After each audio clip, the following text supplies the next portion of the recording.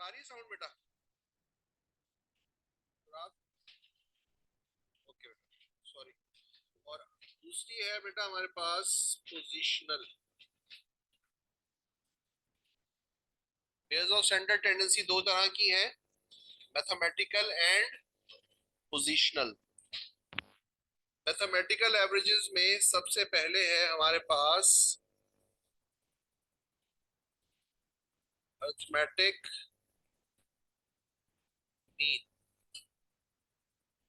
Number two geometric mean, और third है harmonic. ठीक है। और पोजिशनल एवरेजेस दो है हमारे पास, कौन कौन सी? Number one median and number to.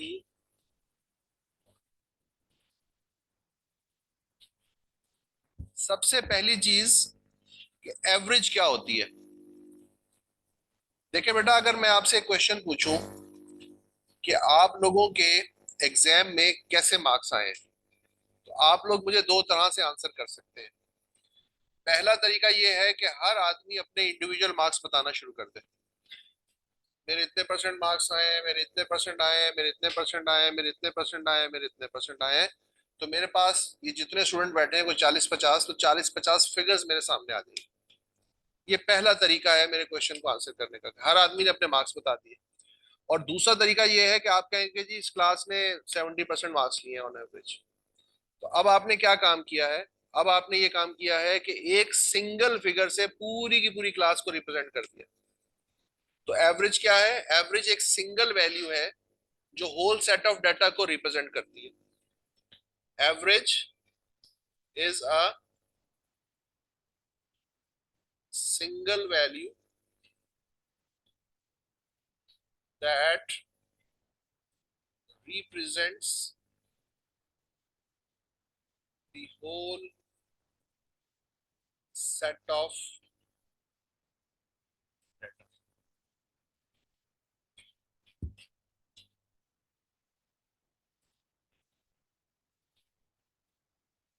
दूसरा क्वेश्चन, एवरेजेस को मेजर्स ऑफ सेंट्रल टेंडेंसी क्यों कहते हैं?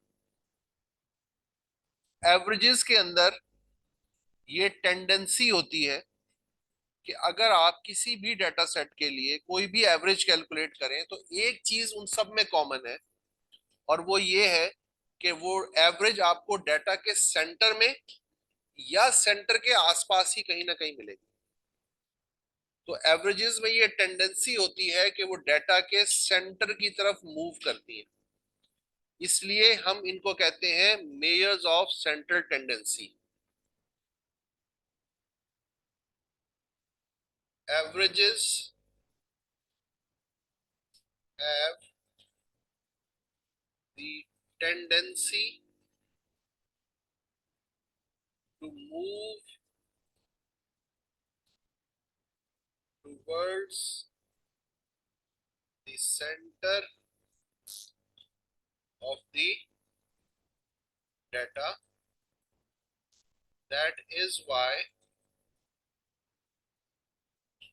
they are called measures of central tendency। Measures of central tendency। ठीक हो गया? Averages have the tendency to move towards the center of the data. That is why they are called measures of central। उसके बाद ये mathematical averages क्या है और positional averages क्या है? Mathematical averages arithmetic mean, geometric mean और harmonic mean है। और इनको हम मैथमेटिकल एवरेज इसलिए कहते हैं कि इनको फाइंड करने का हमारे पास सिर्फ एक ही तरीका है, और वो है फॉर्मूला। फॉर्मूले के अलावा और कोई तरीका नहीं। दूसरा, जो हमारे पास पोजिशनल एवरेजेस हैं, ये फॉर्मूले से कैलकुलेट भी हो जाती हैं और ग्राफिकली लोकेट भी हो जाती है। यानी ग्राफ में हम इनकी पोजीशन को लोकेट कर सकते हैं, इसलिए हम इनको कहते हैं ये पोजीशनल एवरेजेस है। मीडियन के लिए जो ग्राफ हमें चाहिए ना बेटा, वो है, और मॉड के लिए जो ग्राफ हमें चाहिए है हिस्टोग्राम। आगे जाकर हम देखेंगे कि ओजाइव और हिस्टोग्राम से हम मॉड और मीडियन कैसे कैलकुलेट कर सकते हैं। फिलहाल के लिए सिर्फ हम इतना लिख रहे हैं कि मीडियन के लिए कौन सा ग्राफ चाहिए, ओजाइव, और मॉड के लिए कौन सा चाहिए, हिस्टोग्राम चाहिए। स्टार्ट हम कहां से करने वाले हैं, अर्थमेटिक मीन से। अच्छा जी, अर्थमेटिक मीन जो है ना बेटा,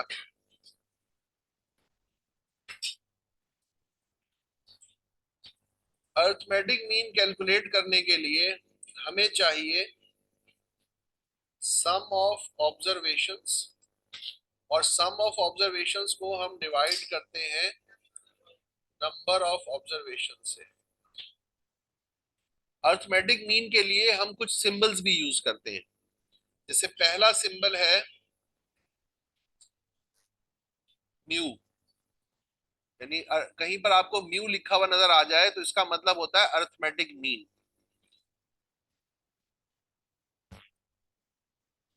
और सम ऑफ ऑब्जर्वेशन के लिए लिखते हैं हम summation x, number of observation के लिए लिखते हैं हम कैपिटल एन। और म्यू का सिंबल हम यूज करते हैं पॉपुलेशन मीन के लिए। पॉपुलेशन के अरिथमेटिक मीन के लिए हम कौन सा सिंबल यूज करते हैं, म्यू। इसका मतलब है अगर कहीं पर आपके सामने म्यू लिखा हुआ हो तो दो बातें इसके बारे में पता चलती हैं कि एक तो ये अरिथमेटिक मीन है और दूसरा ये पॉपुलेशन का अरिथमेटिक मीन है।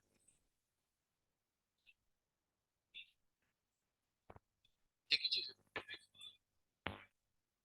मीन देखें, अरिथमेटिक मीन को जनरली हम मीन कह देते हैं। अगर कहीं बोला जाए ना कि फाइंड द मीन, तो इसका मतलब अरिथमेटिक मीन होता है। जैसे हम अपने कुछ प्यारों के नाम रख देते हैं घर में। आपका कोई निक नेम है? हाँ? शेख भाई। अब आपके दोस्त अगर आपको शेख भाई बुलाएं तो उसका मतलब क्या है, कौन है, आप है। तो इसी तरह अरिथमेटिक मीन को हम क्या कहते हैं, मीन। अगर सिर्फ मीन कहा जाए तो इसका मतलब अरिथमेटिक मीन है। अच्छा, अब उसके बाद दूसरा हमारे पास जो सिंबल है वो है एक्स बार। एक्स बार के लिए हम यहाँ पे लिखते हैं summation x divided by small n. और ये हम यूज करते हैं सैंपल मीन के लिए। पॉपुलेशन और सैंपल हमने डिस्कस कर चुके थे हम लोग। तो अगर पॉपुलेशन का अरिथमेटिक मीन निकाल रहे हैं तो उसको सिंबॉलिकली किस तरह से लिखा जाएगा, म्यू। और अगर सैंपल का मीन कैलकुलेट कर रहे हैं तो उसके लिए हम लिखेंगे एक्स बार। पॉपुलेशन में जो टोटल नंबर्स हैं उनके लिए हम लिखते हैं कैपिटल एन, और सैंपल में जो टोटल नंबर है उसके लिए हम लिखते हैं स्मॉल एन।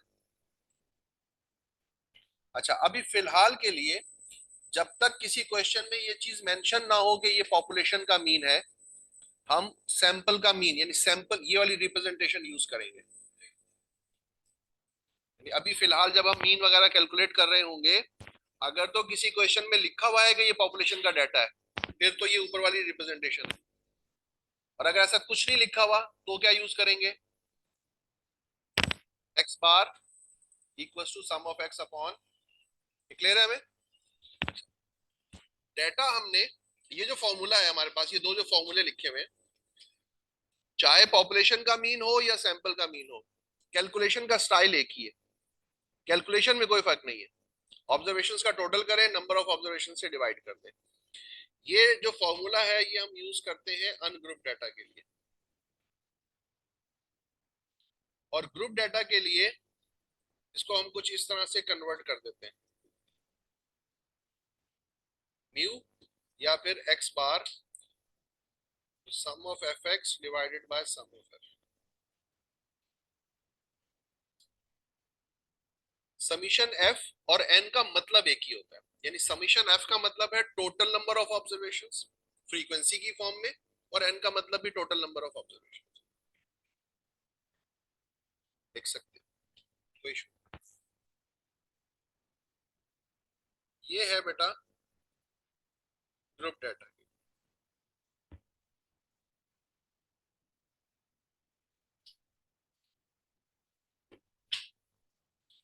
उसके बाद जब आप लोगों ने डेटा को डिस्कस किया था तो डेटा आपके पास तीन फॉर्म्स में आ रहा था, अगर आपको याद हो। अनग्रुप डाटा, ग्रुप डाटा में डिस्क्रीट फ्रीक्वेंसी डिस्ट्रीब्यूशन और कंटिन्यूअस फ्रीक्वेंसी डिस्ट्रीब्यूशन। तो अब हम तीनों के लिए वन बाय वन इसको लेके चलते हैं। अनग्रुप डाटा अगर है, let's say marks of 5 students in maths exam, और लेट्स से अगर वो आउट ऑफ 100 उसने मार्क्स लिए हैं तो 64, 72, 81, 93 एंड 45। इस टाइप का जो डाटा है इसको हम कहते हैं ये अनग्रुप डाटा है। उसके बाद अगर डिस्क्रीट फ्रीक्वेंसी डिस्ट्रीब्यूशन की बात करें, डिस्क्रीट फ्रीक्वेंसी डिस्ट्रीब्यूशन, तो इसमें डाटा हमारे पास एक्स और एफ की फॉर्म में आता है। आप लोगों ने डाटा बनाया था नंबर ऑफ फीमेल एम्प्लॉयज, याद है?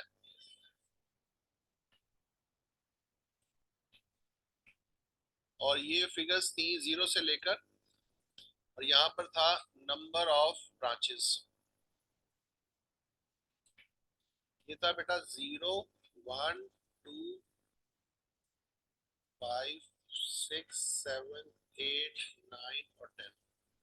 इसकी फ्रीक्वेंसी आप लोगों के पास थी, अगर लिखवा दें।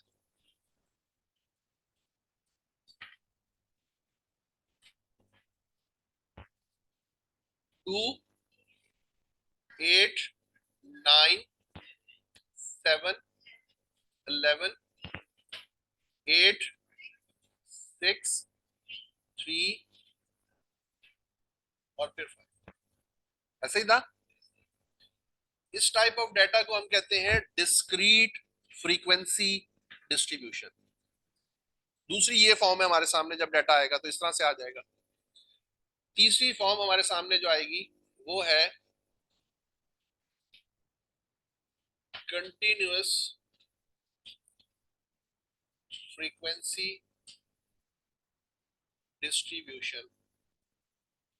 उसके लिए भी एक डाटा हमने बनाया था, मार्क्स, और ये 10 से स्टार्ट होकर शायद 79 तक जा रही है। 10, 20, 40, 49, 50, 60 एंड 72। और इसकी फ्रीक्वेंसी गिवन थी 2, 4, 7, 10, 16, 8 एंड 3। बेटा डाटा आपके सामने ये तीन फॉर्म्स में ही आएगा। या तो इस तरह से लिखा हुआ आ जाएगा कुछ, इसको हम क्या कहेंगे, अनग्रुप डाटा। या फिर ये फॉर्म होगी, है तो ग्रुप लेकिन कौन सा वाला, डिस्क्रीट फ्रीक्वेंसी डिस्ट्रीब्यूशन। या फिर इस फॉर्म में होगा, ग्रुप है, कौन सा डिस्ट्रीब्यूशन है, कंटिन्यूस है। तो अब हम वन बाय वन तीनों के लिए अरिथमेटिक मीन कैलकुलेट करते हैं।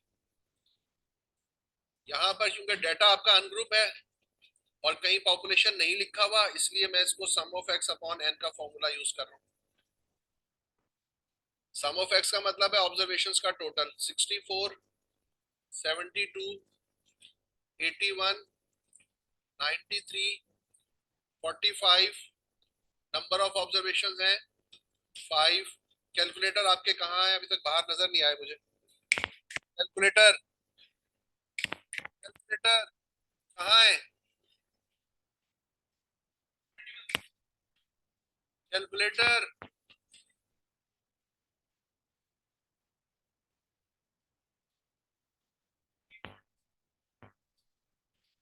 कैलकुलेटर।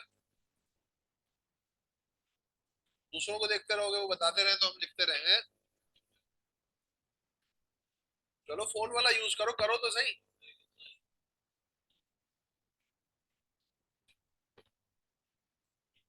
बेटा देखिए मेरी बात सुने, कैलकुलेटर जरूर ले लें, ये जरूरी चीज है।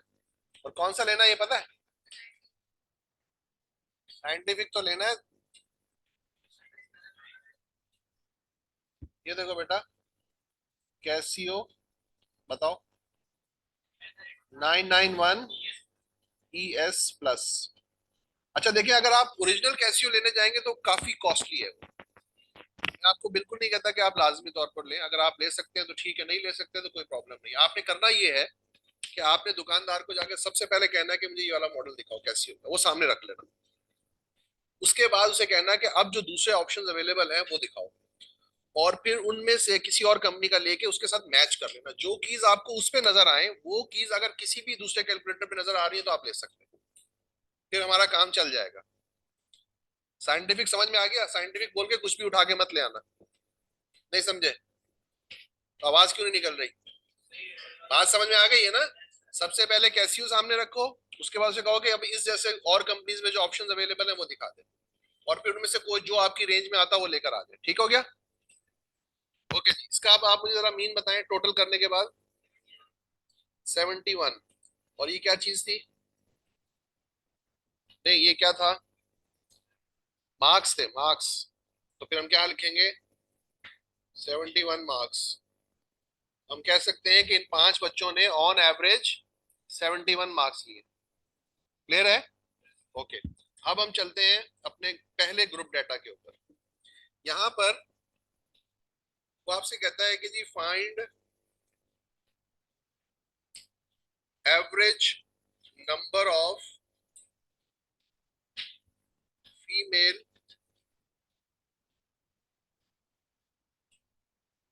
Employees, find the average number of employees.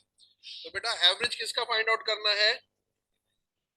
Female employees का। तो इसको हम कहेंगे एक्स और इसको हम कहेंगे एफ।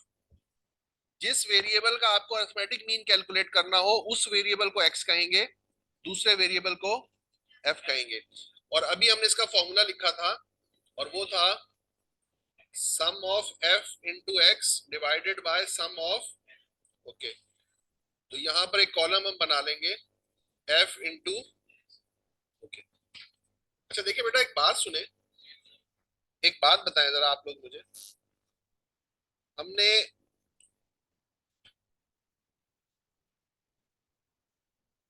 मीन के लिए कैलकुलेट क्या क्या चीज चाहिए होती है? मीन को जब कैलकुलेट करना होता है तो हमें क्या चाहिए? सम ऑफ ऑब्जर्वेशंस। लेकिन यहां पर हम मल्टीप्लाई क्यों कर रहे हैं?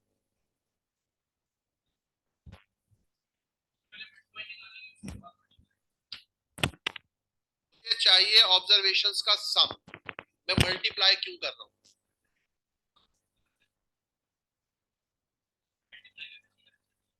अच्छा, मल्टीप्लाई करने से ऑब्जर्वेशन आएंगी? ऑब्जर्वेशंस तो मौजूद है, एक्स की जो वैल्यूज लिखी हुई ऑब्जर्वेशन ही तो है।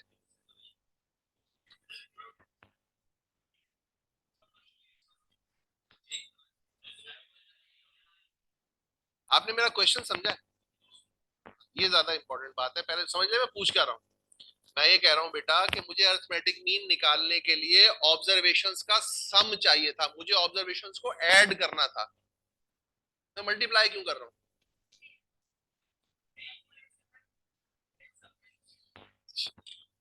रुकिए, सांस लीजिए और देखिए, जरा इस डेटा को समझने की कोशिश करते हैं। ये क्या लिखा हुआ है और ये क्या लिखा हुआ है? ये उसकी फ्रीक्वेंसी है। ये डेटा में ये बता रहा है कि डेटा में 0 2 टाइम्स आया है। यहाँ क्या लिखा हुआ है और यहाँ क्या लिखा हुआ है? तो इसका मतलब 1 जो है डेटा में 8 टाइम्स आया है। तो मुझे 1 को 8 टाइम्स लिखकर क्या करना है? ऐड करना है। सम चाहिए ना? तो मैं यूं लिखूंगा 1 + 1, 1 2 3 4 5 6 7 8। मैं 1 को 8 टाइम्स लिखकर ऐड करूं या 1 को 8 से मल्टीप्लाई कर दूं? जी, यही कहना चाह रहा था मैं। बात नहीं समझ आई? अरे शुक्र है खुदा का। टू की फ्रीक्वेंसी क्या लिखी हुई थी? 9। तो 2 को 9 टाइम्स लिखकर ऐड करें या 2 को 9 से मल्टीप्लाई करें? अब समझ में आया क्यों मल्टीप्लाई कर रहे हैं? ओके,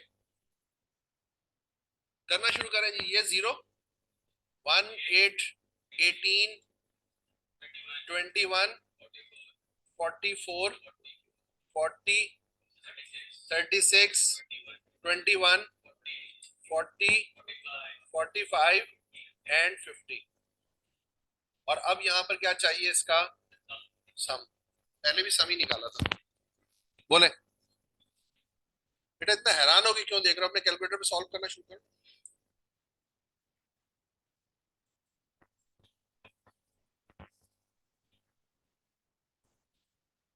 बोलो बेटा 300 एंड और यहां पर फ्रीक्वेंसी का टोटल बताओ 69। ये ठीक है बेटा? ये दोनों टोटल ठीक है? आप लोगों ने बताए हैं ये? ओके, इसको यहाँ फॉर्मूले में पुट कर लेते हैं। 323 डिवाइडेड बाय 69 4.68। बस 2 डिजिट पे काफी है।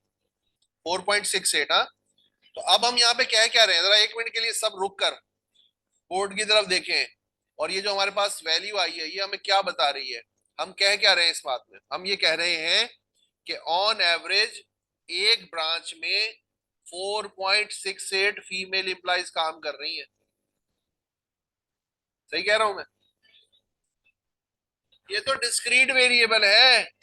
डिस्क्रीट वेरिएबल का प्रॉब्लम क्या है कि ये पॉइंट्स में वैल्यूज, तो यहाँ पे तो पॉइंट्स में वैल्यूज, तो फिर इसका मतलब ये है कि आगे चलकर हम ये भी देखेंगे कि कौन सी एवरेज को कहाँ यूज करना चाहिए।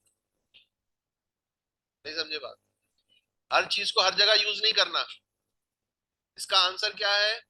पॉइंट्स में आ रहा है, तो इसका मतलब है कि हमें ये देखना पड़ेगा। अभी तो हम सिर्फ कैलकुलेशन कर रहे हैं ना, आगे जाकर हम ये भी देखेंगे कि किस सिचुएशन में किस एवरेज को यूज करें और किस सिचुएशन में किस एवरेज को यूज। समझ में आ गई बात? फिलहाल के लिए हम इसको एज इट इज मानकर चलेंगे। जैसे लिखा हुआ ठीक है, आंसर तो ठीक है, आंसर ये ठीक है, लेकिन यहाँ पे अरिथमेटिक मीन को यूज करना है या नहीं करना, ये डिसीजन अभी हमने करना है। तो क्योंकि डिस्क्रीट डाटा है ना बेटा, जब डिस्क्रीट डाटा है तो इसका मतलब है हमें देखना पड़ेगा कि इसके लिए मैं कौन सी एवरेज यूज करूं। ठीक हो गया? आगे चलो। अब आ जाए जी आप इस डाटा के ऊपर। ये कौन सा डाटा है? Continuous frequency distribution. फॉर्मूला क्या है हमारे पास? सेम है, x bar equals to sum of F x divided by sum of f. अच्छा बेटा अब क्या करूं यहाँ पे? मिड पॉइंट निकालूं? क्यों निकालूं मिड पॉइंट? मुझे कोई इसकी रीजन बता दो। हाँ, क्यों करना है मल्टीप्लाई?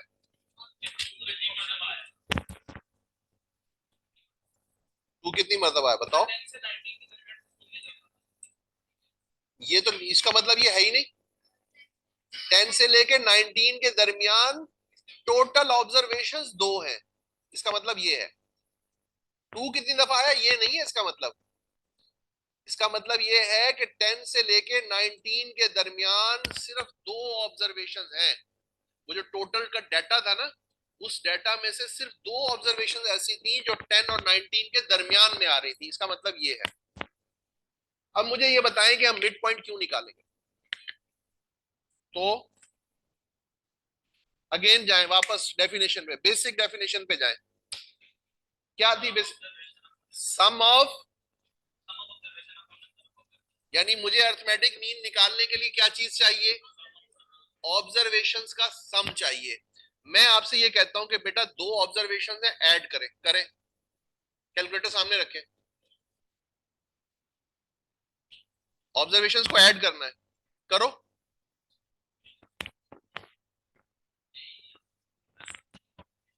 कौन सी ऑब्जर्वेशन बताओ? देखे ना, मैं जब आपसे ये कह रहा हूं कि 2 ऑब्जर्वेशंस को सम करें, तो आप मुझसे पूछेंगे ना कि ऑब्जर्वेशन बताओ। पूछेंगे कि नहीं पूछेंगे? तो आप जब ये पूछेंगे कि ऑब्जर्वेशंस कौन सी हैं, वो तो है ही नहीं यहाँ पे। बात समझ में आ रही है? देखें, हमें चाहिए ऑब्जर्वेशंस का सम निकालने के लिए ऑब्जर्वेशंस का होना जरूरी है। तो अब सुने मेरी बात सुने बेटा। कंटिन्यूअस फ्रीक्वेंसी डिस्ट्रीब्यूशन का एक डिसएडवांटेज है, और वो डिसएडवांटेज ये है कि ये हमें इतना तो बता देता है कि 10 और 19 के बिटवीन नंबर ऑफ ऑब्जर्वेशंस कितनी है, लेकिन अगर कोई हमसे ये पूछे कि वो ऑब्जर्वेशन है कौन सी, वो नहीं पता हमें, वो हमें नहीं पता। तो जब ऑब्जर्वेशंस का नहीं पता तो उसका सम कैसे निकालेंगे? तो अब हम एक काम करते हैं, और वो काम ये करते हैं कि हमने 10 और 19 का निकाला मिड पॉइंट, तो मिड पॉइंट आ गया 14.5।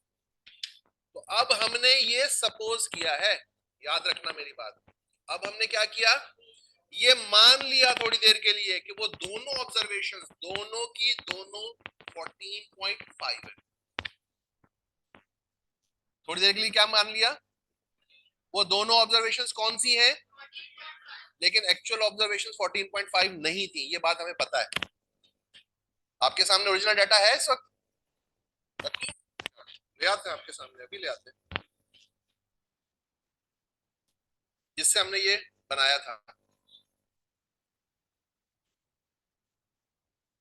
ये देखें, ये आ गया डाटा आपके सामने, ये रहा, ये देखें बेटा, ये था डाटा जिससे हमने ये बनाया था। अब 10 और 19 के बिटवीन दो ऑब्जर्वेशन ढूंढो कौन सी है जो 10 से बड़ी और 19 से छोटी है। एक वैल्यू है ये लिखी हुई, और दूसरी वैल्यू है वो कहां लिखी हुई है, दिखाओ, ये रही। समझ रहे हो बात को? हमारे पास असल वैल्यूज कौन सी थी, और 15, ये थी एक्चुअल वैल्यूज। अगर मेरे सामने ये अनग्रुप डाटा होता तो मैं जब ऐड करता तो मैं किसको ऐड करता, 12 और 15 को ऐड करता। लेकिन जब मैं जाता हूं अपनी फ्रीक्वेंसी डिस्ट्रीब्यूशन पे, सॉरी कहां गई, ये रही, अब क्या है कि अब मुझे पता ही नहीं, ओरिजिनल डाटा तो मेरे सामने है नहीं, तो फिर मैं क्या करूं, फिर मैंने ये सपोज कर लिया कि 10 और 19 का जो मिड पॉइंट है ना, दोनों वैल्यूज 14.5 मैंने मान ली। अब होगा क्या, अब होगा ये बेटा, जो पहली चीज याद रखना, अगर आप ओरिजिनल डाटा से अर्थमेटिक मीन निकालेंगे उसकी वैल्यू कुछ और आएगी। जब आप फ्रीक्वेंसी डिस्ट्रीब्यूशन से अर्थमेटिक मीन निकालेंगे तो उसकी वैल्यू कुछ, क्यों, क्योंकि यहां पर आपने कुछ और वैल्यूज ली हैं और वहां पर आपने कुछ। तो अब इससे एक बात याद रखना, जो आपका आपसे पूछ भी सकता है, जब भी डाटा से यानी ग्रुप डाटा से आप अर्थमेटिक मीन या कोई भी एवरेज कैलकुलेट करेंगे, वो हमेशा कौन सी वैल्यूज होती हैं, एस्टिमेटेड वैल्यूज। कौन सी वैल्यूज होती हैं, averages when calculated from frequency distribution gives estimated values। कौन सी वैल्यूज,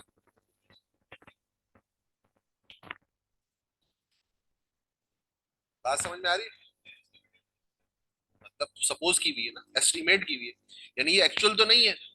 भाई एक्चुअल होता तो 12 प्लस 15 डिवाइड बाय 2 करते ना, लेकिन यहाँ पर तो आप 14.5 प्लस 14.5 कर रहे हो, फर्क हो गया ना, फर्क आ जाएगा दोनों में। तो ये जो अर्थमेटिक मीन यहां से निकलेगा ग्रुप डाटा से, ये कौन सा वाला होगा, ये एस्टिमेटेड होगा। यानी एस्टिमेटेड का मतलब है उसके करीब करीब कहीं होगा, एक्चुअल नहीं होगा, एक्चुअल के करीब करीब होगा। तो ओरिजिनल डाटा अनग्रुप डाटा से जब अर्थमेटिक मीन निकालेंगे तो एक्चुअल वैल्यू मिलेगी, और ग्रुप डाटा से जब निकालेंगे तो एस्टिमेटेड वैल्यू मिलेगी।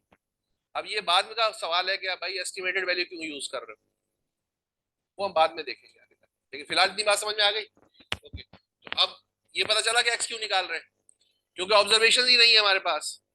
तो अब यहां पर हो गया 24.5, 34.5, 44.5, 54.5, 64.5 एंड ओके, अब देखें वही एफ और एक्स बन गया सेम जैसे यहां पर था। तो यहाँ क्या करेंगे, एक कॉलम बनाएंगे एफ इंटू एक्स का। कैलकुलेटर कहाँ है?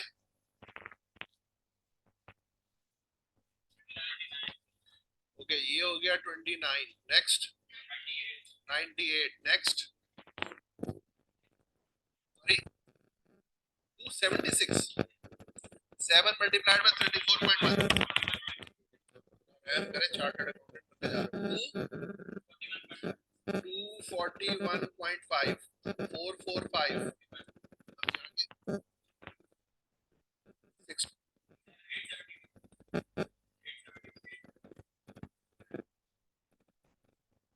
51 872 ओके, एक मिनट बेटा 872 51 ओके 223.5। और बेटा अब यहाँ पर मुझे इन दो कॉलम्स का टोटल चाहिए, एक सम ऑफ एफ एक्स चाहिए और एक चाहिए सम ऑफ एफ। ये तो हो गया 50 2425। आप लोगों को उसकी कैलकुलेशन पे इतना एतमाद है? चेक करो, मेरा भरोसा।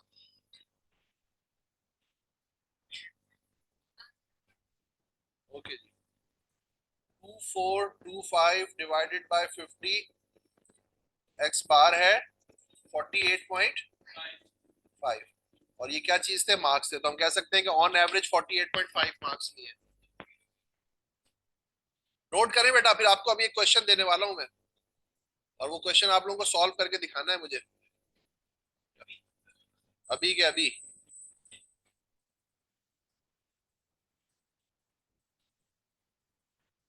चलो शाबाश जल्दी।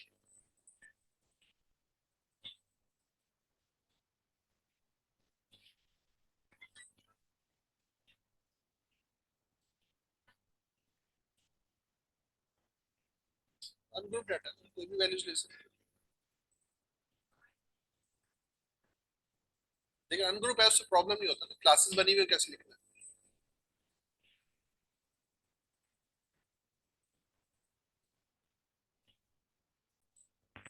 ये पहला आपका एग्जाम क्वेश्चन है 32 वाला जो है, बिल्कुल एग्जैक्ट क्वेश्चन है ये। इतना सारा ना, दो नंबर आपको पता ही नहीं कितनी इंपॉर्टेंट है आजकल, इसके बगैर दुनिया चलती नहीं। 10 नंबर के तक तो पहुंचने में बड़ा टाइम लगेगा, तो दो नंबर से काम चलाए जैसे आप पाकिस्तान चला रहे जी। ओके नेक्स्ट क्वेश्चन आप लोगों के लिए बेटा।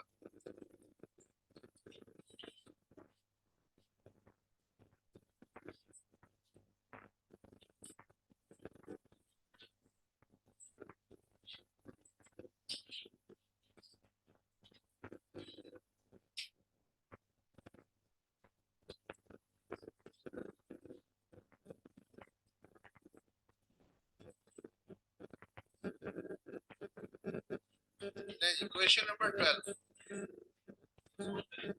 नहीं, देखते रहो इसको ऐसे बैठ के, तावीज है तुम्हारे लिए, सुबह दोपहर शाम 3 दफा देखा करो इसको, तबीयत में फाका होगा इंशाल्लाह। क्वेश्चन सॉल्व करो बेटा।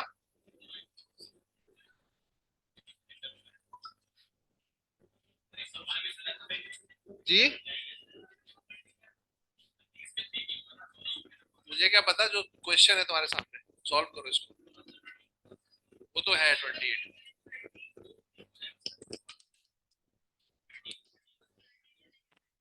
देखिए बात ये है, चले मैं हिंट दे देता हूँ, बाकी जो है ना वहां पे इंटरवल्स बने हुए हैं, तो जब इंटरवल्स बने हुए हो तो मिड पॉइंट लेके काम चलाते हैं। तो यहाँ पे 30 है तो इसका मतलब है ये एज इट इज एक्स है, बस ये एज इट इज एक्स है ये, बाकी मिड पॉइंट के जरिए एक्स मिलेंगे और ये एज इट इज एक्स हो जाएगा। समझ में आ गई बात? बोलो,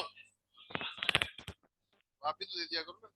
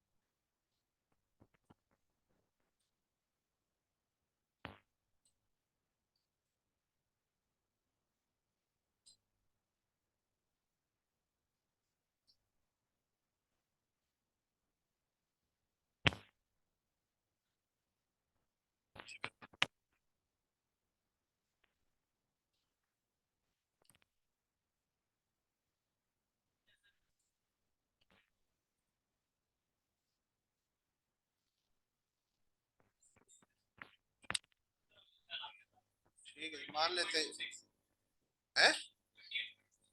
नहीं बेटा एग्जैक्ट 28 आएगा, एग्जैक्ट 28 आएगा। आपसे कोई मिस्टेक हुई है। लास्ट मिड पॉइंट क्या लिया आपने? वो तो सही लिया। फिर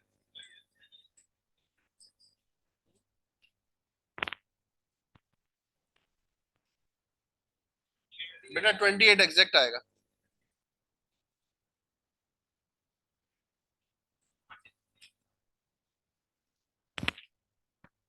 चलो जी, ये थी इसकी बेसिक कैलकुलेशन। और अब अरिथमेटिक मीन की कुछ प्रॉपर्टीज है, और ये बहुत इंपॉर्टेंट प्रॉपर्टीज है। जी जी वही बात।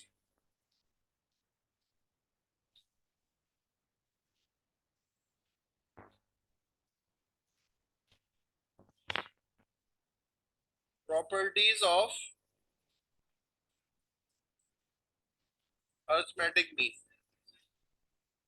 Number one, the sum of deviations of observations from their mean is zero. Sum of deviations of observations from their mean is zero. इस चीज को अगर सिंबॉलिकली हम लिखें तो कुछ यूं लिख सकते हैं।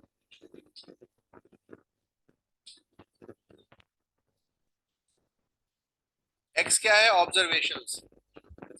x में से जब मैं x बार को माइनस करता हूं तो ये कहलाता है डेविएशंस, डेविएशंस फ्रॉम मीन। ठीक है, ये क्या कहलाता है? Deviations from mean. और फिर यहाँ पे ये क्या कौन सा साइन लगा हुआ है?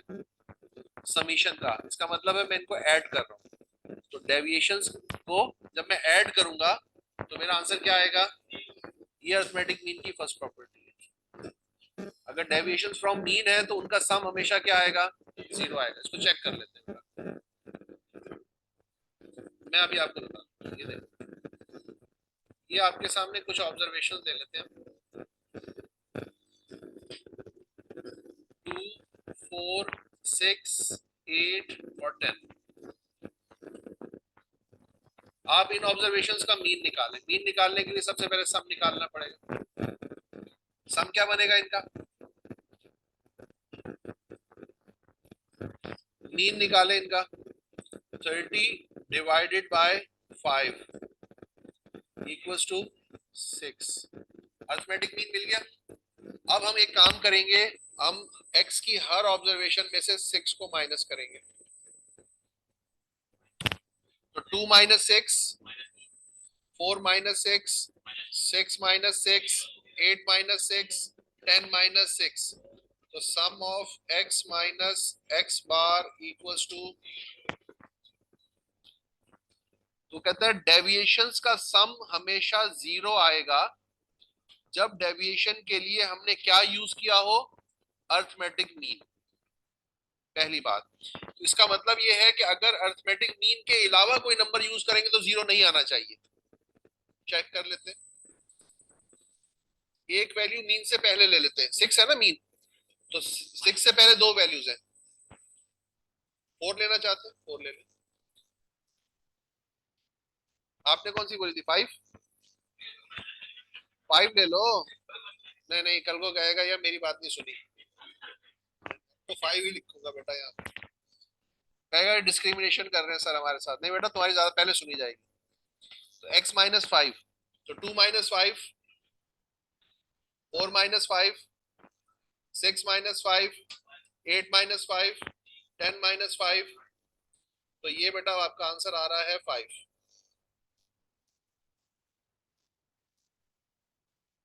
जीरो तो नहीं आया? अच्छा, अब यहां से ले लूं एक नंबर।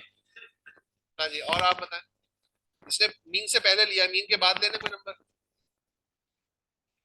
8 x माइनस 8, तो 2 माइनस 8, 4 माइनस 8, 6 माइनस 8, क्या आंसर?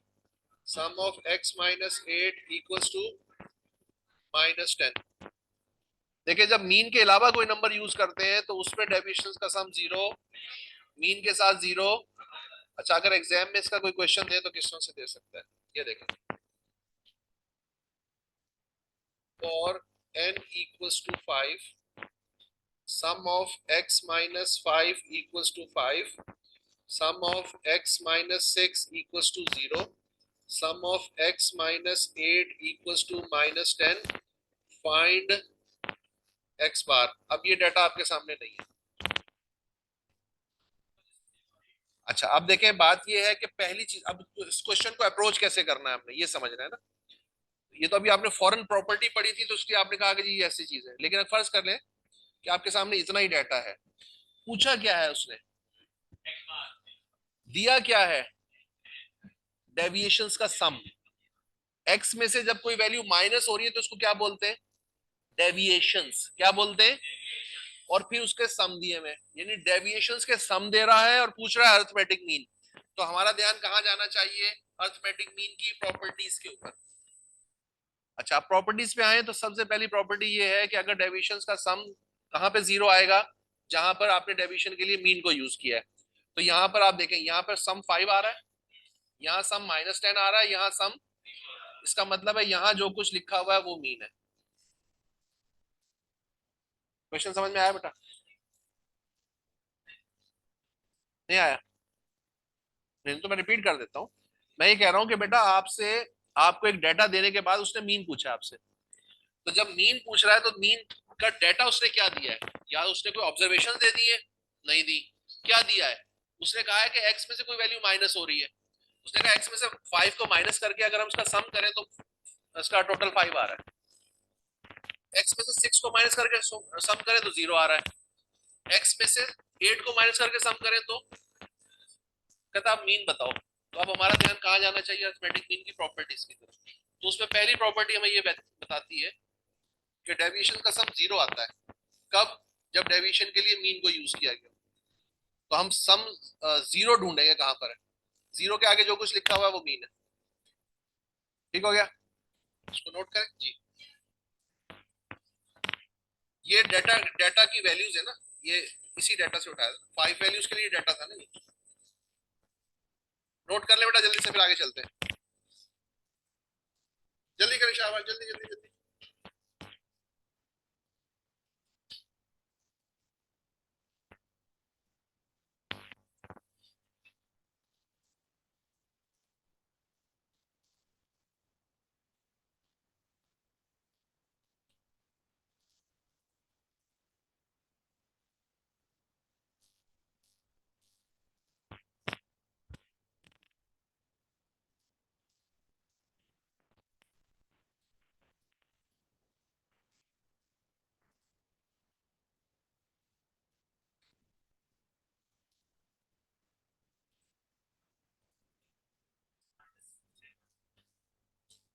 तो फिर 7 0 होता, 7 मीन होता, सॉरी।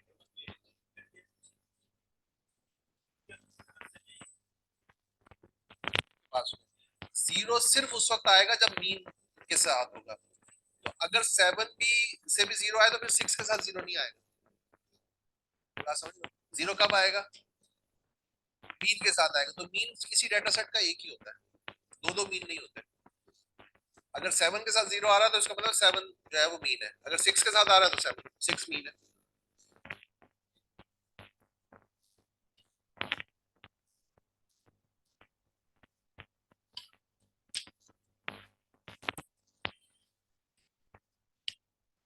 हो गया बेटा? अब है अरिथमेटिक मीन की सेकंड प्रॉपर्टी, और वो है the sum of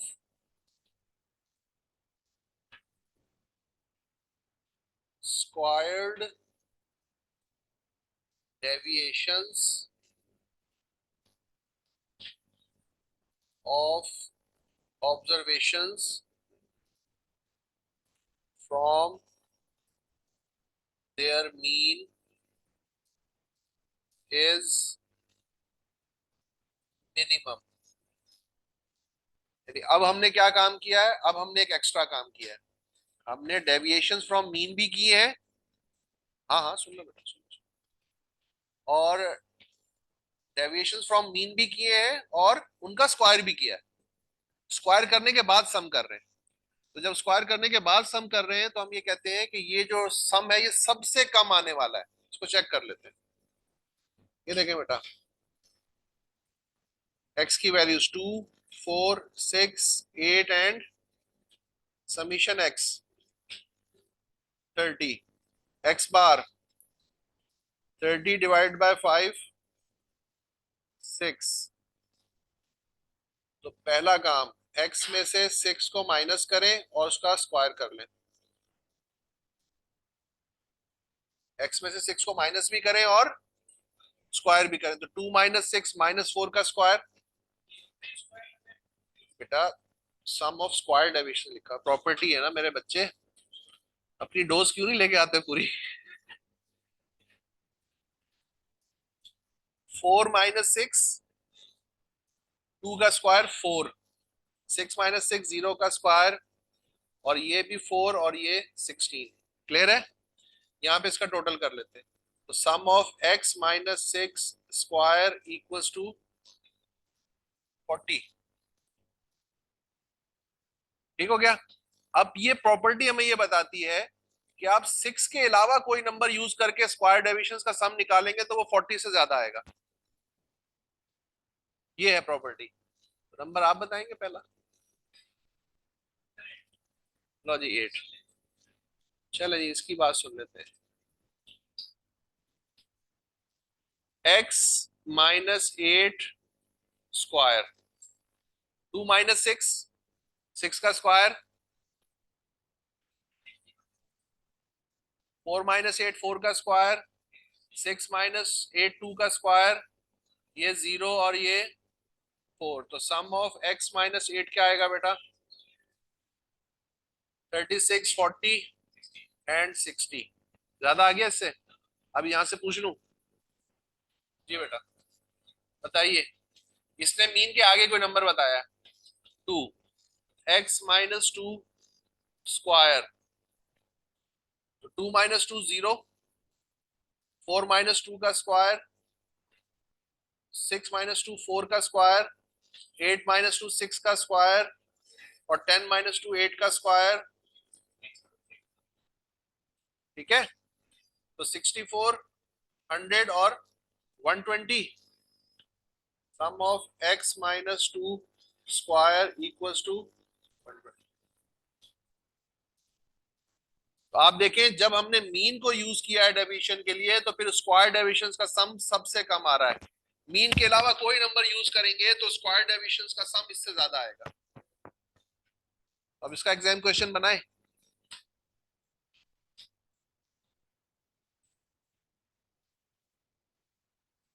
x minus 2 square equals to x minus 6 square equals to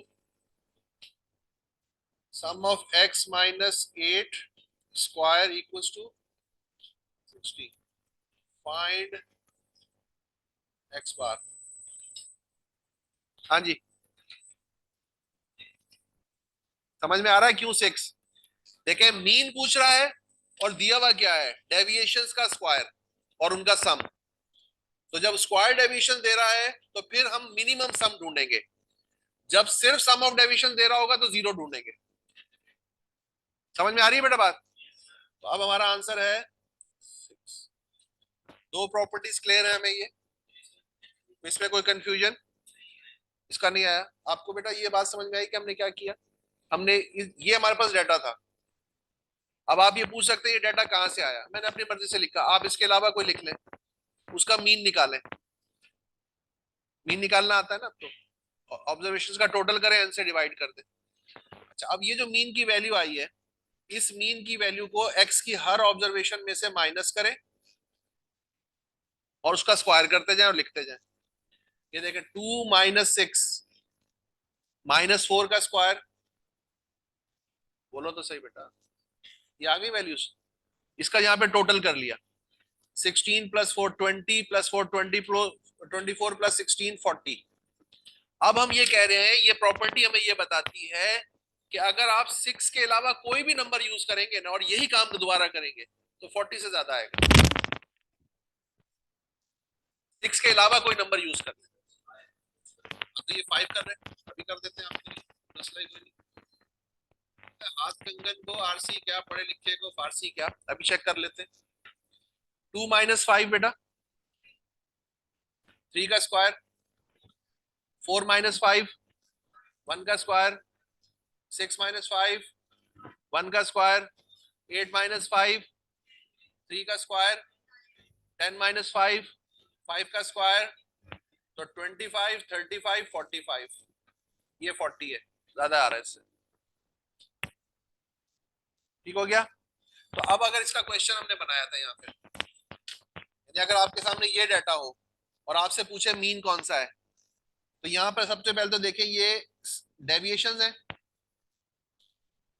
deviations है, डेविएशंस का स्क्वायर है, उसका सम है, तो ये अरिथमेटिक मीन की सेकंड प्रॉपर्टी है। तो जब सेकंड प्रॉपर्टी है तो यहाँ सम सबसे कम कौन सा है, ये रहा, तो फिर इसका मतलब है यहाँ जो कुछ लिखा हुआ है वो मीन है।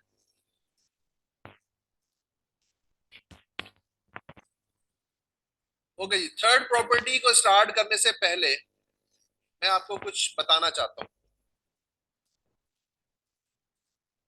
Change of origin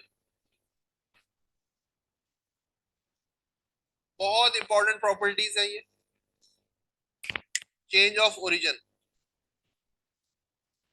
if a constant is added or subtracted from every observation of the data। अगर डाटा की हर ऑब्जर्वेशन में किसी कांस्टेंट को हम ऐड करें या डाटा की हर ऑब्जर्वेशन में हम किसी कांस्टेंट को सब्ट्रैक्ट करें, तो इस प्रोसेस का नाम है चेंज ऑफ ओरिजिन। इस प्रोसेस का नाम क्या है? मिसाल के तौर पर हमारे पास x की वैल्यूज हैं 2 4 6 8 एंड 10। हम यहाँ कहते हैं कि जी हमें एक नया वेरिएबल मिल रहा है y और वो मिल रहा है x + 5 से। तो अब इसका मतलब क्या है? x + 5 का मतलब है x की हर ऑब्जर्वेशन में क्या हो रहा है, तो इसको हम क्या कहेंगे? Change of origin. तो 2 + 5 4 + 5 6 + 5 8 + 5 और 10 + 5। ठीक है। अच्छा, इसी तरह एक और एग्जांपल लेते हैं। अगर मैं यहाँ लिखूं z और मैं कहूं x - 1, अब क्या हो रहा है? -1, हर ऑब्जर्वेशन में से 1 माइनस हो रहा है, इसलिए इसको हम कहेंगे चेंज ऑफ। ये बेटा बनेगा 1, ये 3 5 7 और ये 9। समझ में आया बेटा? ओके। इसके बाद चेंज ऑफ स्केल,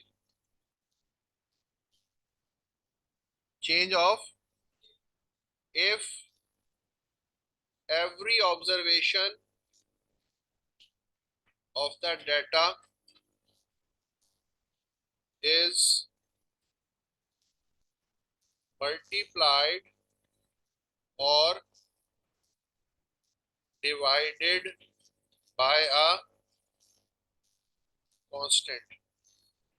अगर डेटा की हर ऑब्जर्वेशन को हम किसी कांस्टेंट से मल्टीप्लाई करें या डिवाइड करें, तो इसको हम क्या कहेंगे? Change of scale. 4 6 8 and 10 y हम कहते हैं जी 2x। क्या कहते हैं? तो क्या होगा? 4 8 12 16 20। अब क्या कर रहे हैं हम? अब हम ये कर रहे हैं कि x की हर ऑब्जर्वेशन को 2 से मल्टीप्लाई कर रहे हैं। तो ये क्या प्रोसेस है? Change of scale. अच्छा, अगर मैं यूं लिखूं बेटा 6 8 10 और मैं यहां लिख रहा हूं y equals to 3x plus 5। अब क्या हो रहा है? चेंज ऑफ ओरिजिन एंड अब दोनों काम हो रहे हैं।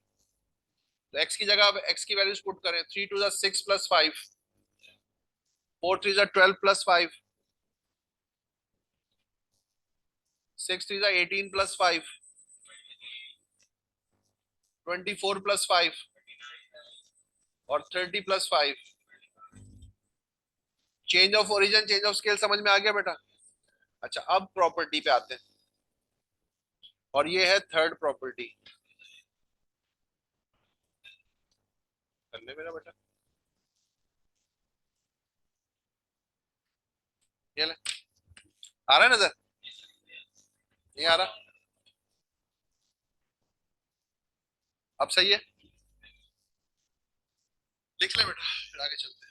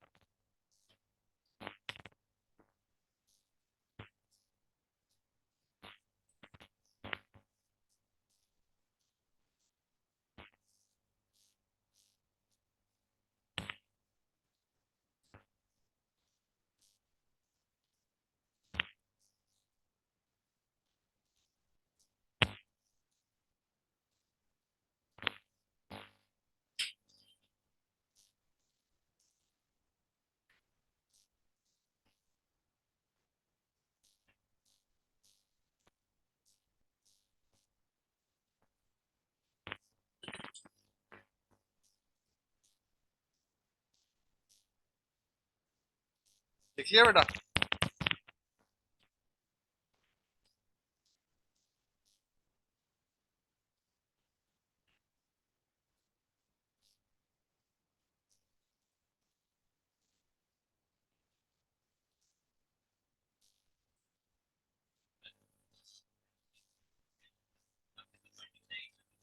डिवाइड भी कर सकते हैं, इसी तरह करेंगे। राइट, 2 अपॉन x नहीं, x upon 2।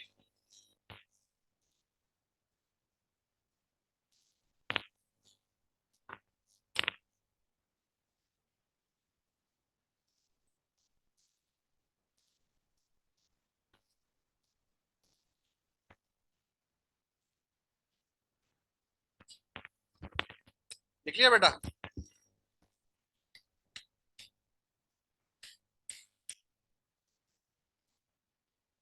x divided by 2।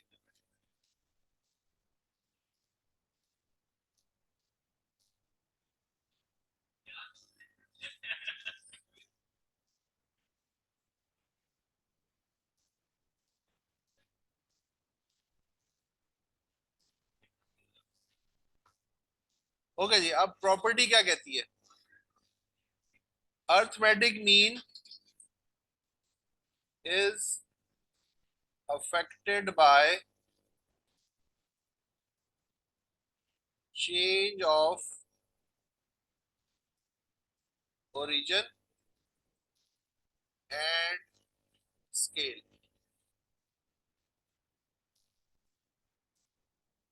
Such that, पहला हमने क्या लिखा था? y equals to x plus 5 लिखा था हमने, पहला जो हमने एग्जांपल ली थी। मैं यहाँ y के ऊपर भी बार लगा रहा हूँ, x के ऊपर भी बार लगा रहा हूँ। दूसरा हमने क्या लिखा था? z equals to x minus one, तो z equals to x minus one, मैं इन दोनों में बार लगा रहा हूं। अच्छा, तीसरी एग्जाम्पल में क्या लिखा था हमने, y equals to two x, तो मैं यहाँ पे बार लगा रहा हूँ और फिर मैं अभी बताता हूँ इसका मतलब क्या है। फोर्थ एग्जाम्पल में क्या लिखा था, y equals to three x plus five, three x plus five. अच्छा देखिए, ये प्रॉपर्टी हमें ये बताती है कि arithmetic mean change of origin से भी अफेक्ट होता है, चेंज ऑफ स्केल से भी अफेक्ट होता है। इसका मतलब ये है कि अगर डाटा में कोई ऑब्जर्वेशन ऐड हो रही है तो पहले वाले मीन में वो वैल्यू ऐड हो जाएगी, नई वैल्यू उसका मीन मिल जाएगा। मल्टीप्लाई हो रहा है तो इस तरह से कर लेंगे। अब जरा चेक करते हैं, ये देखें, ये एक्स एक्स ऑब्जर्वेशन थी हमारे पास, इनका टोटल था 30, तो एक्स वैल्यूज का मीन कितना आ रहा था, 30 डिवाइडेड बाय 5 इज 6। ओके, अब जरा एक काम ये करते हैं कि यहाँ पर x की जगह x वैल्यूज का मीन पुट करते हैं और बाकी वैल्यूज निकालना शुरू करते हैं। तो y bar equals to 6 plus 5 equals to 11, इसका मतलब है y वैल्यूज का मीन 11 आना चाहिए। चेक कर लेंगे अभी, यहां से z वैल्यूज का मीन है 6 माइनस 1 इज 5, तो z वैल्यूज का मीन 5 आना चाहिए। यहां पर चेक कर लेते हैं, तो y bar equals to 2 times 6 equals to, तो ये वाला जो y है इसका आंसर 12 आना चाहिए। और यहाँ पर y bar equals to 3 times 6 plus 5, तो 18 प्लस 5 इज 23। अब हम चेक करते हैं कि जो हमारे पास न्यू वैल्यूज थी उनके मीन ये आ रहे हैं कि नहीं आ रहे। पहला वैल्यू, यहाँ पर y वैल्यूज का टोटल बताएं बेटा, आप लोगों ने बताना है।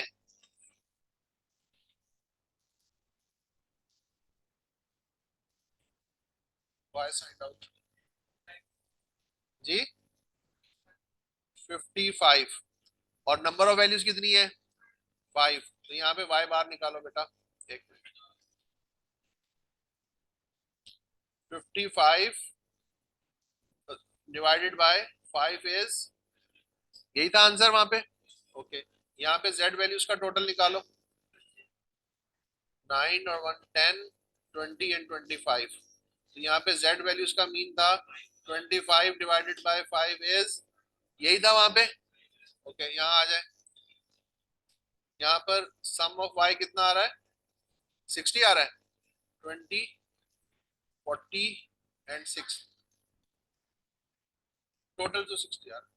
तो यहाँ पे y बार आ रहा है 60 डिवाइडेड बाय 5 इज 12, 12 12 बेटा, यही था आंसर वहां पे। और यहाँ पर देखें बेटा, यहाँ पर y का टोटल बताओ 115, तो y बार यहाँ पे कितना आ रहा है 115 डिवाइडेड बाय 5 इज, यही वैल्यूज आई थी।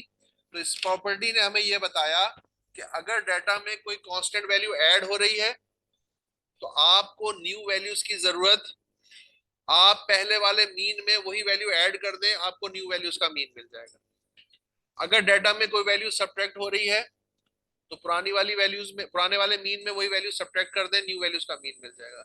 मल्टीप्लीकेशन और एडिशन दोनों काम हो रहे हैं तो पुराने मीन को मल्टीप्लाई भी कर दो, ऐड सब्ट्रैक्ट भी कर दो, आपको न्यू वैल्यूज का मीन, तो आपको पूरी कैलकुलेशन करने की जरूरत। बात समझ में आ गई बेटा, change of origin change of scale समझ में आ गया। अगली प्रॉपर्टी पे चले,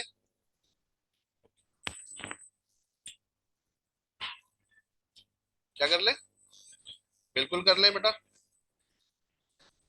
कौन कैसे आया,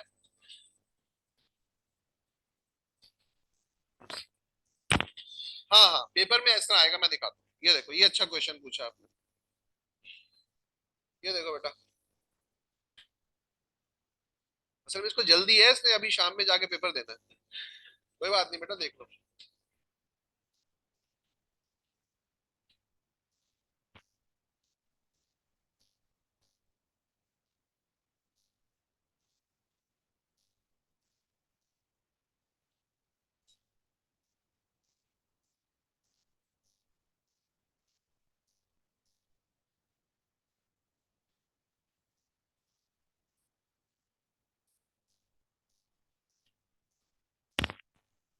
क्वेश्चन नंबर 31 देखो बेटा और 32 देखो। The arithmetic mean is affected by change of scale and origin, तो उसका आंसर आ जाएगा डेल्टा। अच्छा, अब उसके बाद if x bar equals to 8 और y equals to 3x plus 6 then y bar is, तो कैसे लिखेंगे? 3 टाइम्स x बार प्लस 6, तो 3 इंटू 8 प्लस 6।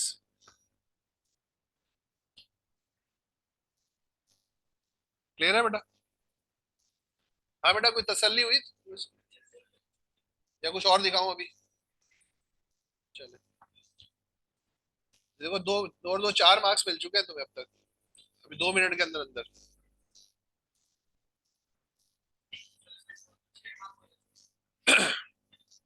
देख लेना बेटा। बेटा डिफिकल्ट तो ये सब है, मैंने पढ़ाया इतना अच्छा कि तुम्हें आसान लग रहे हैं, ये है असल बात।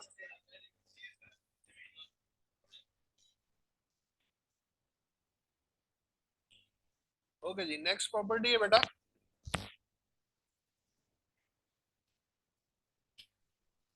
फोर्थ प्रॉपर्टी, और ये है कंबाइंड मीन।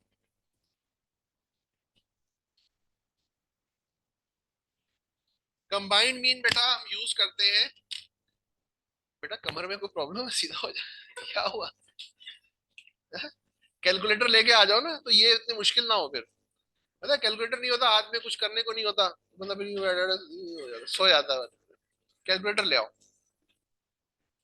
चलिए, कंबाइंड मीन की प्रॉपर्टी हम लोग यूज करते हैं जब हमारे पास एक से ज्यादा ग्रुप्स हो, उनके अलग अलग नंबर्स पता हो, उनके अलग अलग मीन मालूम हो, लेकिन हमें क्या कहा जाए कि इनका एक जगह पे मीन बताओ। मिसाल के तौर पर आपकी क्लास का कोई क्विज हो जाए, अब आपके क्विज का जब हो गया, उसका रिजल्ट आ गया, तो मैंने रिपोर्ट इस तरह बना दी कि मैंने कहा जी आपकी क्लास में इतने बॉयज हैं और इन बॉयज का एवरेज ये है, टेस्ट में इतनी गर्ल्स हैं, इनका एवरेज ये है। ये मैंने रिपोर्ट मैनेजमेंट को पकड़ा दी। मैनेजमेंट कहा नहीं सर एक काम करें, हमें पूरी क्लास का बता दें, अलग अलग मत बताएं। तो अब हम क्या करूंगा मैं, अब मुझे आपकी पूरी क्लास का एक जगह पे मीन चाहिए, तो मेरे पास दो ऑप्शन है, या तो मैं पूरा डाटा सामने रखूं और उसका एवरेज कैलकुलेट कर दूं, या फिर मेरे पास कोई ऐसा फॉर्मूला होना चाहिए जिससे मैं इस इंफॉर्मेशन से वो कंबाइंड मीन निकालूं। समझ में आ रही है बेटा बात? अच्छा, तो कैसे यूज होगा कि if n1 observations have mean x1 bar, n2 observations x2 bar, और इस तरह से nn observations have mean xn bar, तो फिर कंबाइंड मीन का formula n1 x1 bar n2,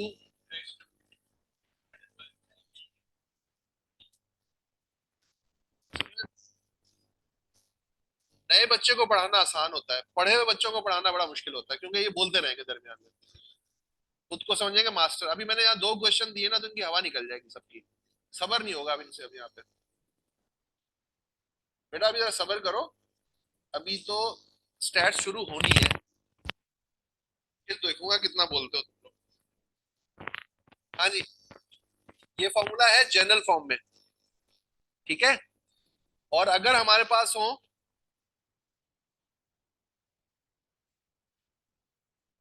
कितने ग्रुप्स, तो फिर कंबाइंड मीन का फॉर्मूला क्या होगा?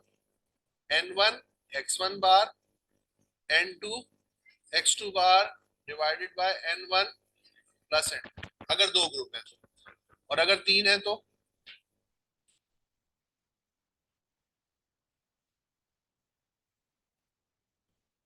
तब कंबाइंड मीन का फॉर्मूला क्या है? n1 n2 और n3 divided by n2 plus n3। और इस तरह से आप इस फॉर्मूले को for any number of groups extend कर सकते हैं। अगर 4 ग्रुप होंगे तो एक आगे यहाँ पे और बढ़ा देंगे। ठीक हो गया? इसका क्वेश्चन दिखा दूं, एग्जाम क्वेश्चन दिखा दूं?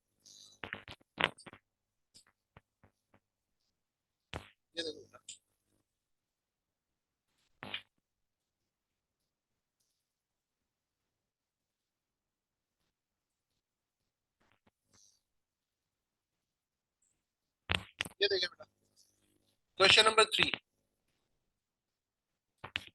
A factory employs staff in 4 departments for which the average wage per employee per week is as follows. 4 department है। पहले डिपार्टमेंट में कितने लोग काम कर रहे हैं? पहले डिपार्टमेंट का एवरेज कितना है? दूसरे डिपार्टमेंट में कितने लोग काम कर रहे हैं? दूसरे डिपार्टमेंट का एवरेज कितना है? तीसरे डिपार्टमेंट में तीसरे डिपार्टमेंट का एवरेज, चौथे डिपार्टमेंट में चौथे डिपार्टमेंट का एवरेज। पूछा क्या है उसने? The average mean wage per employee per week in this factory is, पूरी फैक्ट्री का एवरेज बताओ। हमारे पास 4 अलग अलग डिपार्टमेंट्स का एवरेज और नंबर्स है। उसने कहा नहीं, अलग अलग नहीं चाहिए मुझे, तो पूरी फैक्ट्री का बता दे। तो आप क्या करेंगे? ट्राई करेंगे आप लोग। यानी अब आप यहाँ पे इसका फॉर्मूला ये बन जाएगा, N1। अरे मेरे बच्चे सांस ले रहे हैं।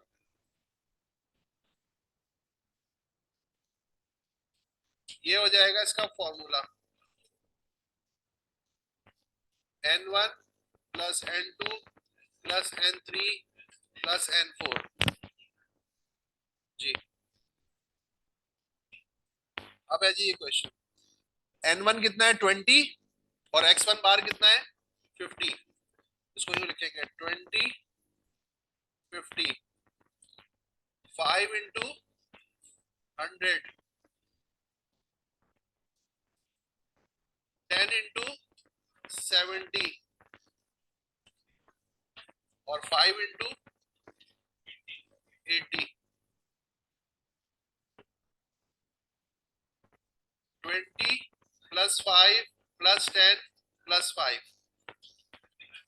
और आपका कंबाइंड मीन आ रहा है 65। इसका मतलब ये है कि ऑन एवरेज पूरी फैक्ट्री का जो एवरेज है, एक एम्प्लॉय 65 रुपीज की सैलरी ले रहा है, और ये ऑप्शन है बीटा। सो कैसे बोलना है बेटा? ये है अल्फा, सीटा।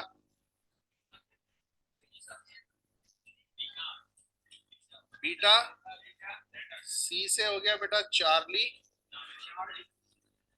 और डी से हो गया बेटा delta. Alpha beta Charlie delta. बेटा ये एक्चुअली ये जो इस टाइप के नाम है ना, ये यूज किए जाते हैं। ये जो एयरलाइंस की जब टिकटिंग होती है, आपका PNR नंबर बनता है, तो वहां पर अल्फाबेट्स भी होते हैं और वहां पे डिजिट्स भी होते हैं। तो अल्फाबेट्स को जब बोलना होता है ना, किसी को बताना होता है, तो जब वो मिसाल के तौर पे मैं कहता हूँ बी, अब बी और डी में लोग कंफ्यूज हो जाते हैं। मैं बोलूंगा बी, हो सकता है आपको डी सुनाई दे।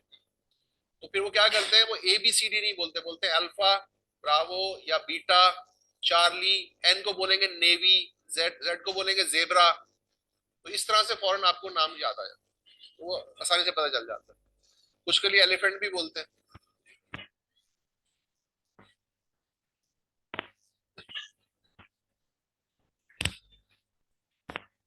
ओ,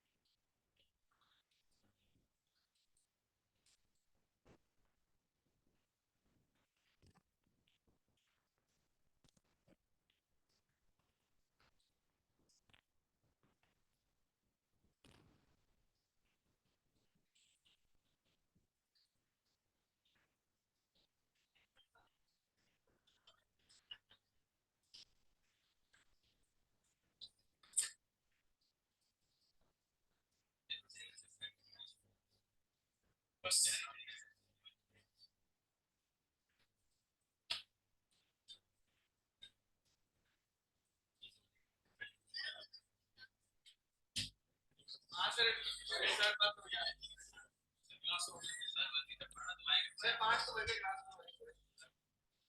नहीं बेटा, 6 बजने वाले हैं। ये हाल हो जाता है। कितने कितने बज चुके उसको ये भी पता नहीं चल रहा। क्या करूँ अब? बेटा बाहर से किसी बच्चे को तो ढूंढ के लाओ, ला लो किसी को, इससे पहले कि ये बंद हो जाए।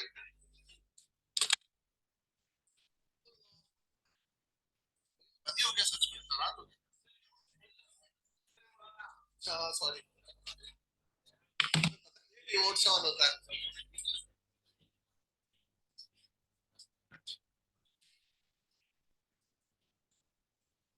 आ रहा है बेटा?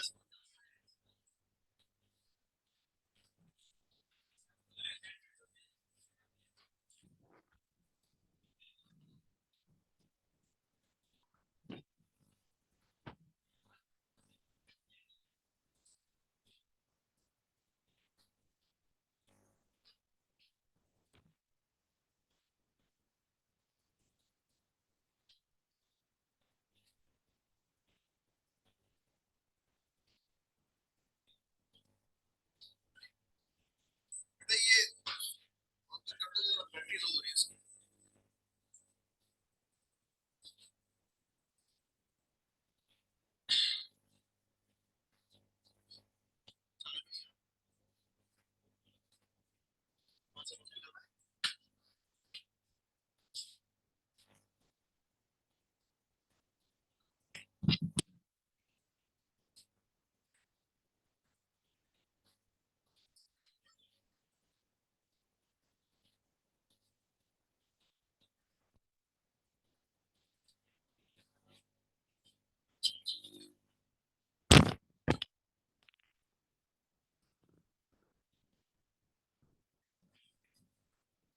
हाँ बेटा ये डन है हमारा। ओके, और इसके बाद ये थी फोर्थ प्रॉपर्टी बेटा।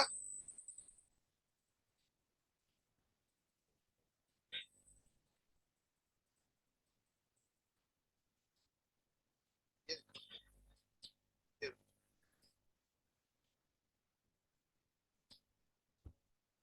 कर ले नोट, यही ना?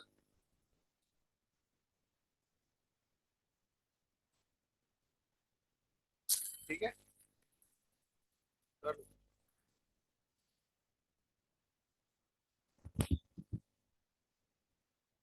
चले आगे। ओके, बस बेटा आखिरी प्रॉपर्टी, उसके बाद आपको छुट्टी दे दी। आखिरी सुन के कितना खुश हो जाते हैं। फिफ्थ है बेटा वेटेड मीन।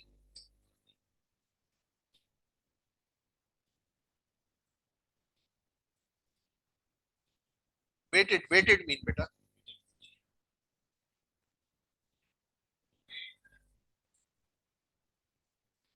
वजन वाला।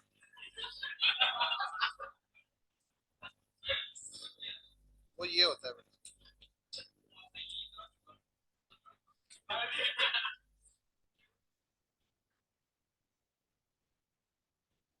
अच्छा बेटा, वेटेड मीन हम यूज करते हैं जब हमारे पास ऑब्जर्वेशन इक्वल इंपॉर्टेंस की नहीं होती।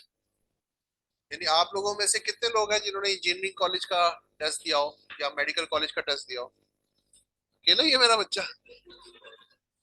आपने नहीं दिया, किसी और ने? अच्छा चले, आपको मालूम है कि उसका मेरिट बनता कैसे? आपको मालूम है बेटा मेरिट कैसे बनता है? बस टेस्ट दे के आ गए थे? बेटा उसमें होता ये है कि आपके जो इंटर के जो मैट्रिक के मार्क्स है ना, उसका 10% लिया जाता है। जो आपके इंटर के मार्क्स है उनका 40% है, और जो आपका एंट्री टेस्ट है उसके 50% है। तो अब वो ये कह रहे हैं कि भाई ये जो आपने मैट्रिक में जो आपने मार्क्स लिए हैं ना, हमारे नजदीक इसका वेटेज सिर्फ 10% है। जो इंटर के मार्क्स है हम उसको सिर्फ 40% कंसीडर करेंगे, और जो आपने एंट्री टेस्ट में मार्क्स लिए हम उसका 50% कंसीडर करेंगे। तो अब सबसे ज्यादा वेटेज किसकी है? एंट्री टेस्ट की। तो एंट्री टेस्ट की इंपॉर्टेंस सबसे ज्यादा है, उसके बाद है इंटर का, और फिर उसके बाद है। अगर ये तीनों को इक्वल मान रहे होते तो सिंपल क्या करते, तीनों को ऐड करते, डिवाइड बाय 3 करते, मसला खत्म था। लेकिन उन्होंने कहा नहीं, इक्वल नहीं है, तो अब जिसकी जितनी इंपॉर्टेंस है, जिसका जितना वेट है, उसको उसको कैलकुलेशन में कंसीडर करो। उसके लिए क्या करेंगे हम बेटा, सबसे पहले तो आप ये देखेंगे यहाँ एक्स बार के साथ मैं लिख रहा हूँ डब्ल्यू, तो ये क्या बन गया, वेटेड अरिथमेटिक मीन। इसका फॉर्मूला क्या है, sum of W X divided by, अच्छा इस फॉर्मूले को अगर आप देखें तो ये बिल्कुल ऐसे ही काम करता है जैसे sum of F x divided by sum of F. सिर्फ एफ की जगह मैंने क्या लिख लिया है, काम वैसे ही करेगा। उसी तरह एक कॉलम बनेगा डब्ल्यू इंटू एक्स का, डिवाइड हो जाएगा सम ऑफ डब्ल्यू से। ठीक है, यूज कब करेंगे, जब वैल्यूज इक्वल इंपॉर्टेंस की नहीं। ठीक हो गया। अच्छा अब इसका एक क्वेश्चन देख लेते हैं, क्योंकि अब अगला क्वेश्चन तो आपकी तरफ से यही आना था कि सर इसका क्वेश्चन,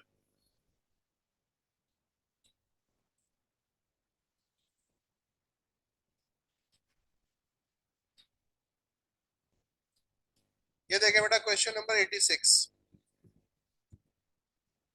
क्या कहता है, a candidate obtained the following percentage of marks in different subjects in half yearly examination: English, statistics, cost, economics and income tax. ये पेपर दिया उसने, ये परसेंटेज में मार्क्स ले लिए। कहता है it is agreed to give double weight to marks in English and statistics as compare to other subjects. इन दोनों के जो वेटेज है वो डबल है as compare to other subjects. लेकिन मसला ये कि वेट किसी का भी गिवन नहीं है। क्या करेंगे, यहाँ पर एक कॉलम बना देते हैं, पहला कॉलम एक्स का, दूसरा कॉलम वेट का। एक्स में लिखेंगे एक्स के वैल्यूज, पहली है 46, 67, 46, 67, 72, 72 और फिर है 58 एंड 53, 58 एंड 53। अच्छा अब सिचुएशन ये है कि बेटा इंग्लिश है, ये स्टैटिस्टिक्स है, कॉस्ट, फिर इको और इनकम। ये है कॉस्ट, ये है इको और ये है इनकम टैक्स। ठीक है, उसने ये कहा कि इन दोनों का वेट बाकी सबसे क्या है, वेट किसी का भी गिवन नहीं है, तो हम एक काम करते हैं, इनको 1 1 मान लेते हैं, इनको 2 2 कर लेते हैं। हाँ, डबल है ना, वैल्यू गिवन नहीं है तो इसको 1 करते हैं, उसको 2 करते हैं। आप इसको 10 कर ले, उसको 20 कर ले, इसको 2 कर ले, उसको 4 कर ले, काम चलेगा, आंसर बिल्कुल सेम आएगा। ऐसा हम कब करेंगे, जब एक्चुअल वेट गिवन, तो फिर इसको डबल कहा है तो ये उसको 1 मानो, उसको दूसरे को उसका 2 मानो। और उसके बाद यहाँ पर हम क्या कैलकुलेट करेंगे, डब्ल्यू एक्स का एक कॉलम कैलकुलेट करेंगे, 46 मल्टीप्लाइड बाय 2, कैलकुलेटर 67 इंटू 2 134, ये 72, ये 58 और ये 53।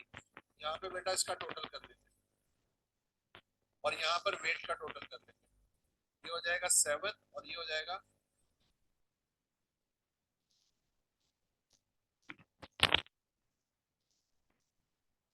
3409।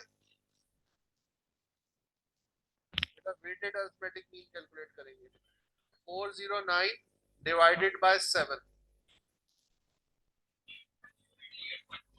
58 आपने एवरेज कैलकुलेट कर लिया, वेटेड अरिथमेटिक। ठीक, इसके सेम है। हाँ हाँ, तो है तो अरिथमेटिक मीन ही है, अलग थोड़ी है, उसकी तरह का क्या मतलब, अरिथमेटिक मीन ही है ये। कहाँ कहाँ से लेके आए हो है? लग रहा है वैसे। चलो अच्छा यार, कोई बात नहीं, काफी है आज की क्लास। चलो GETLOST हो जाओ फौरन यहाँ से,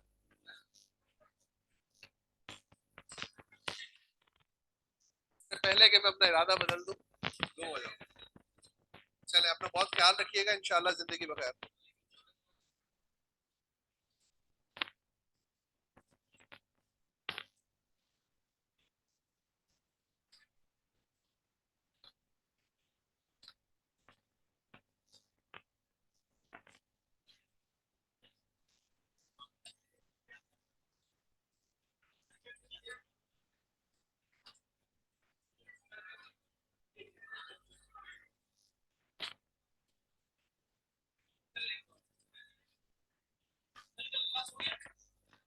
मुझे पता नहीं है,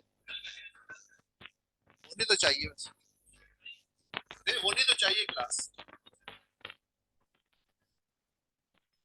छुट्टी उट्टी भूल जाओ अब, ये अपने घर वालों को बता दो कि मैंने सीए में एडमिशन ले लिया है, रिश्तेदारों को भी बता दो, रिश्तेदारों को भी बता दो, ताकि वो तुम्हें बुलाना बनाना छोड़ दे अपने फंक्शन में। याद रखना मेरी बात।